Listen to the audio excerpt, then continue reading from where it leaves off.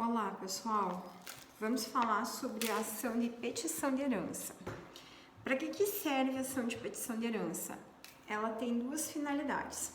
Para declarar a qualidade do autor de herdeiro, né? E por isso que o artigo 1824 do Código Civil fala que ela serve para demandar o reconhecimento do direito sucessório e também para condenar a parte requerida, que aqui nós vamos chamar de herdeiro aparente, a restituir a herança, que pode ser toda a herança ou parte da herança, dependendo da qualidade sucessória que o autor tiver, tá? Para explicar essa situação da utilidade, aplicabilidade da ação de petição de herança, vou citar alguns exemplos, tá? Por exemplo, em situações em que o inventário já foi concluído e o herdeiro foi deixado de fora, tá? Propositado ou não, propositadamente ou não. Nesse caso, ele não, se ainda houvesse inventário, para reivindicar sua herança, bastaria que ele se habilitasse no processo de inventário. Como o inventário já foi concluído, ou ele pede uma anulação da partilha, né? Ou ele propõe uma ação de petição de herança para reivindicar a sua cota, a sua parte. Uma outra situação que também seja a ação de petição de herança é quando, às vezes, embora o inventário e partilha ainda não foi concluído, mas a pessoa que está reivindicando a herança não tem provado a sua qualidade de herdeiro. Como, por exemplo, nos casos do filho que o pai morre sem ter sido reconhecido. Então, ele precisa demandar uma declaração de paternidade acumulada com petição de herança, porque além de reconhecer a filiação, ele também vai reconhecer, vai resguardar o seu direito hereditário. Então, por isso que nós dizemos que a parte autora da ação de petição de herança é quem pretende receber a herança, e a parte requerida, a parte passiva, é aquele que recebeu a herança, né? Ou que está para receber a herança, mas que recebeu indevidamente, ou total ou parcialmente ela. E a lei chama essa parte requerida de herdeiro aparente, tá? Aqui também tem uma questão muito interessante, muito importante sobre os frutos da herança. Quando isso está previsto lá no artigo 1826 do Código Civil, a partir do momento em que o herdeiro aparente for citado da ação de petição de herança, ele é tido como, já não é mais tido como posse de boa-fé.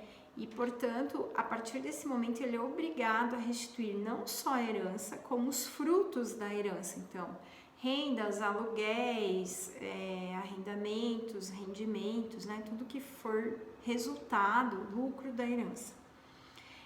Agora, quando o herdeiro aparente sabia da existência do herdeiro e deixou ele de fora propositadamente, nesse caso, e claro que o ônus de comprovar a má-fé aqui é de quem alega, né? Porque a boa-fé que se presume. Nesse caso, os frutos da herança são devidos não somente desde a citação da ação de petição de herança, mas sim desde o evento morte. Então, algumas peculiaridades que a gente precisa se ater lá na ação de petição de herança. Além de eu pedir a restituição, né, a devolução da herança, eu também posso pedir a restituição e devolução dos frutos da herança, que vão ser ou desde a citação ou desde o evento morte, dependendo se a posse do requerido era de boa ou má fé. Vou tentar aqui exemplificar isso. Por exemplo, imagine uma situação em que o único filho morre e os pais, então, eram os seus herdeiros e recebem a totalidade da herança. Passado um tempo, alguns anos, aparece um suposto filho, que seria neto de quem herdou a herança, mas que eles desconheciam a sua existência, eles não sabiam da sua existência. Neste caso, eles vão ser obrigados a devolver toda a herança, porque os descendentes preferem aos ascendentes. Mas os frutos da herança, eles só vão precisar devolver a partir do momento que eles tomaram ciência da existência dessa ação, dessa reivindicação da petição de herança. Os aluguéis, eventuais rendimentos que eles já tenham recebido, eles não vão precisar devolver porque eles desconheciam a existência desse herdeiro, desse neto, ok? Bom, então tratamos da finalidade da ação, de quais pedidos nós podemos fazer, da legitimidade, e uma das questões mais polêmicas, talvez não polêmica, mas que gera ainda algumas perguntas em relação à ação de petição de herança, é quanto ao prazo para intentar esta ação. Então, começamos dizendo o seguinte: nós não temos nenhum prazo decadencial na ação de petição de herança. O que nós temos, o nosso ponto de partida é uma súmula 149 do STF, que diz que é imprescritível a ação de investigação de paternidade, mas a da petição de herança não é. Então, a doutrina entende que a ação de petição de herança aplica-se prazo prescricional.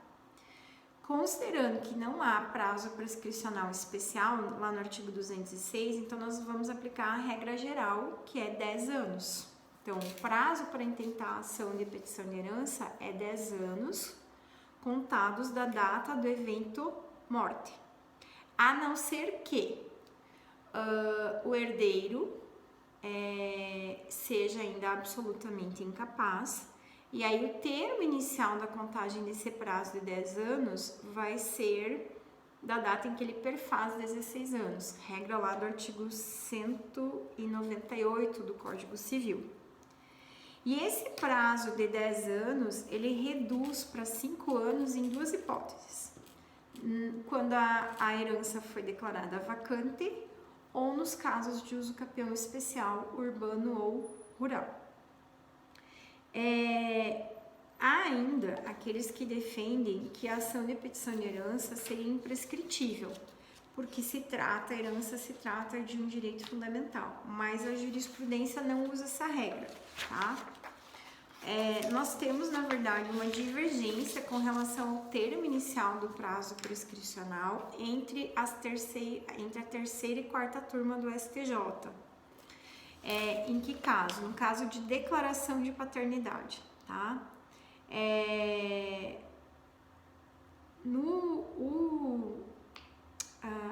A quarta turma entende que o prazo de 10 anos conta da data do óbito.